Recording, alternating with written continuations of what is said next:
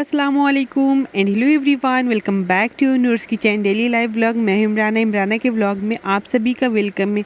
ये मेरे ससुराल वाले गांव का लास्ट व्लॉग है। ऐसे तो मैं एक दिन और रहूँगी, आपको होम टूर भी दूंगी अपने गांव वाले ससुराल का, पर ये व्लॉग जो है आज लास्ट है। तो ये सारे कपड़े जो मैं धो के डाली थी तो उसी दिन मैं इन्हें ही उतारने पाई थी, तो दूसरे दिन धूप लग गया था।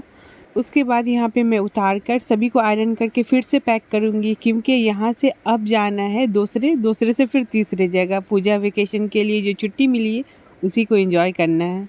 यहाँ पे बस हम लोग एक दिन है, तो आज जाऊँगी खेत घूमने के लिए, प्लस गांव में दावत भी मिली है।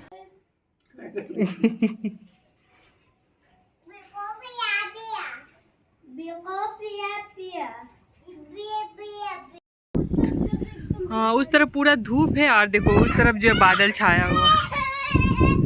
क्या हुआ ना, मस्त हवा चल रहा है ना, भी रहता है। हाँ, कितना अच्छा है। आज उधर खेत में चला जाएगा वहाँ।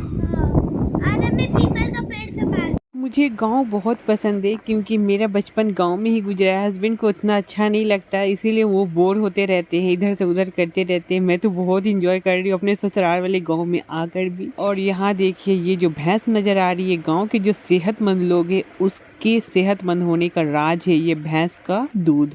और यहाँ देखिए साइकिल पे लेकर आया है मछली, तो ये मेरी चचेरी ननद है, वो देख रही है। पता चला मेरे सास को, तो मेरी सास अम्मी भी देखने गई, तो मछली निकला, छोटा मछली।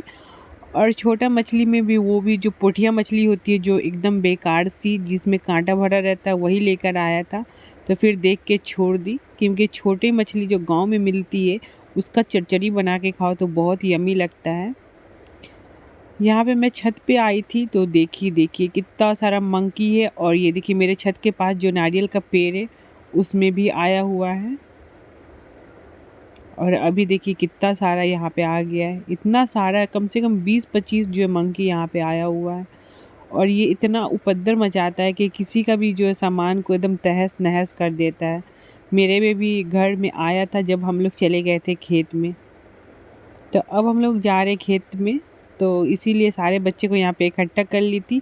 अब जाऊँगी सामने वाली जो चच्ची है उसके घर, उसके बाद जो उनकी बेटी लोग को लेकर फिर जाऊँगी। जब इनके घर आई थी तो इनके छत पे ये मंकी बैठा था और ऐसे देख रहा था, लग रहा बदन पे कूद ही जाएगा। उसके बाद सारे बच्चे, रोजी, आलिया, सकीना, दिल्लू, सारे बच्चे को लेकर निकल आई थी खेत। और खेत आने के बाद ये गोभी का पूरा खेत नज़र आया, फूल गोभी का, जो अभी थोड़े दिन हुआ है लगे हुए, जिसमें अभी फल आया नहीं है। और ये जो कोहड़ा होता है उसी का ये फूल है, और इस फूल का भी बनता है चॉप। अब हम लोग जाएंगे धान के खेत में, तो ये देखिए धान का खेत नज़र आया, और धान इसमें पूरा लगा हुआ है और आधा पक गया है। 10 से 15 दिन में ये कटाई पे आ जाएगा। तो ये देखिए मैं धान कुछ तोड़ के आपको दिखा रही हूँ, और धान से इस तरह से चावल निकाल के, इस धान से आपको बन जाएगा कच्चा चावल। और इसी धान को थोड़ा सा बॉईल करके बनेगा चावल, जो वो उसना चावल होता है। और इसी धान को पानी में 2 से 3 रोज़ तक फूलने दिया जाता है, या 1 रोज़ भी काफ़ी है। तो उससे बनता है चूड़ा पोहा, जो हम लोग खाते हैं। लॉकडाउन को छोड़कर, लॉकडाउन में जब हम लोग 2 महीना फंस गए थे यहाँ इस गाँव में 25 जन, तो हम लोग उस महीना में जब 2 महीना थे यहाँ पे, तो सीजनली फल हो, सब्जी हो, सारा एंजॉय किए थे। उसके बाद जब भी कभी आती हूँ, कोई फल यहाँ पे नहीं मिलता है, क्योंकि सीज़न ही नहीं होता है। इस बार आई हूँ तो थोड़ा सीज़न है। ये जो हरिया नींबू का, वुड एप्पल का, अमरूद सारे लगे हुए हैं। और ये जो पत्ते नज़र आ रहे हैं, स्वीट पोटैटो का खेत है, शकरकंद का। फूल तोड़ ले। देखिए यहाँ फूल है, और ये बड़ा ये भिंडी का पेड़ है।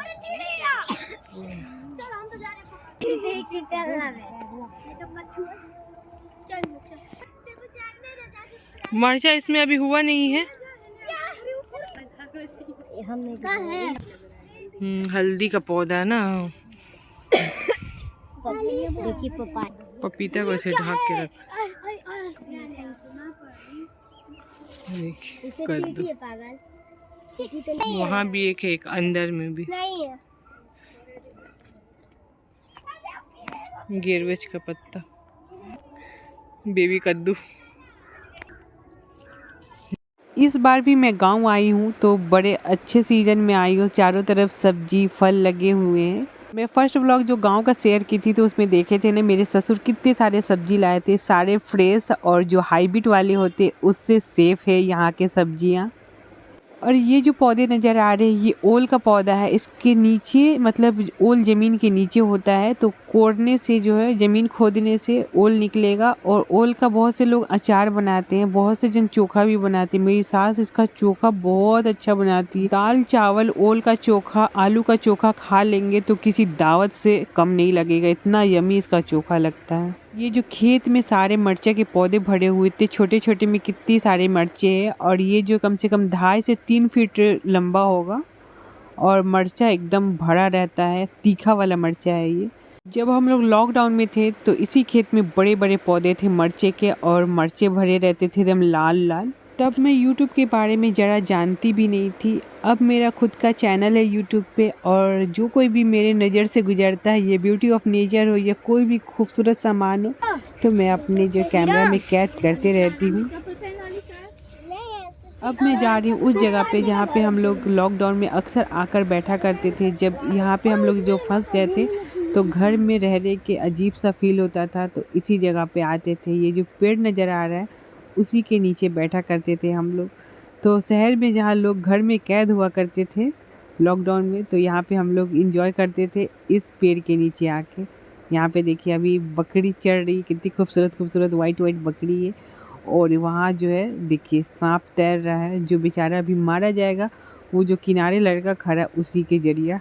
सांप पानी में तैर रहा था तो यही लड़का एक पत्थर मारा था उसके सर पे। उसके बाद वो किनारे आया तो उसको डंडे से मार के यहाँ पे एकदम मुआ दिया है।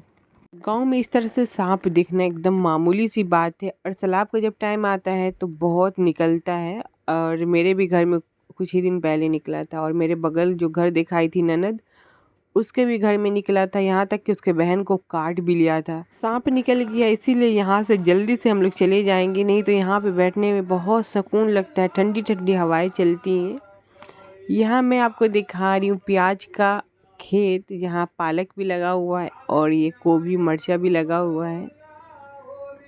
तो इतने अच्छे सीजन में है कि चारों तरफ आपको तरोताज़ा सब्जी सब्जी नज़र आ रही है।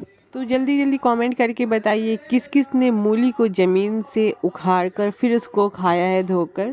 साथ साथ वीडियो को लाइक और चैनल को सब्सक्राइब कर दीजिएगा और बेल आइकन प्रेस कर लीजिएगा, जिससे मेरी नए वीडियो की नोटिफिकेशन आपको सबसे पहले मिलेगी। गांव देहात में ना सभी के आंगन में ज़्यादातर आपको एक एक भैंस जरूर से मिलेगी, जो यहाँ के लोगों के सेहतमंद होने का राज है। चलिए आपको मैं गाँव का पुराना कुआँ दिखाती हूँ। अरे बाप रे बाप कितना डीप है, अरे बाप। अभी जब मैं वॉइस ओवर कर रही हूँ तो ये कुआं को देख रही हूँ तो मुझे बहुत डर लग रहा है। पता नहीं मैं कैसे इसका वीडियो शूट कर ली, कितना डीप है और बहुत पुराना भी है। अब तो कुआं का रिवाज ख़त्म हो गया। आज मैं खेत घूमने आई थी गांव को एक्सप्लोर करने के लिए, तो सोची ये जो पक्के पक्के नींबू है इसको लेते हुए जाऊँ। तो जो नींबू वाली है उसको बोली नींबू देने के लिए, तो वो मुझे ही से तोड़वा रही है और मुझसे भी नहीं टूट रहा है, इतना लंबा होकर भी मुझसे नहीं टूट रहा है। तो फिर एक अंकल जा रहे थे तो उससे वो बोलकर तोड़वा दी। तो हम लोग यहाँ पे ले लिए थे नींबू पक्का पक्का, और इतना मीठा कि आपको शहर में ऐसा मिलने से रहा। और यहाँ पे मैं बहुत कोशिश की, मुझसे टूटा नहीं है। और मेरा कोशिश है कि जो सबसे बड़ा नींबू है पका हुआ वही लेना है, क्योंकि वो बहुत ही मीठा होता है। अब दिल्ली ट्राई कर रहा है, एक एक करके सभी जन ट्राई करेंगे, पर डंडा छोटा है ना। देखिए ये दोनों और अभी टूट रहा है। नहीं ये सकीना बुआ लेगी। नींबू लेकर जब घर आई थी तो इसको छीलने के लिए बैठ गई थी। इसको छीलना भी एक बहुत बड़ा टास्क है। उसके बाद हम लोग गए थे गांव में, मिली थी दावत। तो ये सारे दावत के अरेंजमेंट है। मैं तो वीडियो शूट करने ही वाली नहीं थी, मोबाइल ही नहीं लेकर गई थी, पर ये जो लंबा सा नज़र आया है तो इसके लिए मुझे वीडियो करने पड़ा है। ये जो लंबा सा देख रहे हो वो आटे का है, जिस तरह से भौरी होता है ना उसी टाइप का है।